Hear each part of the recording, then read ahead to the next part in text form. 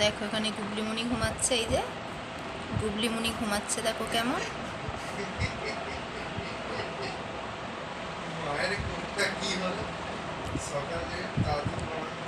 ঘুমিয়ে যাচ্ছে। দেখো মনে হচ্ছে যেন কত ভালো মেয়ে, খুব শান্ত মেয়ে, কিচ্ছু জানে না, খালি ঘুম দিচ্ছে এখন।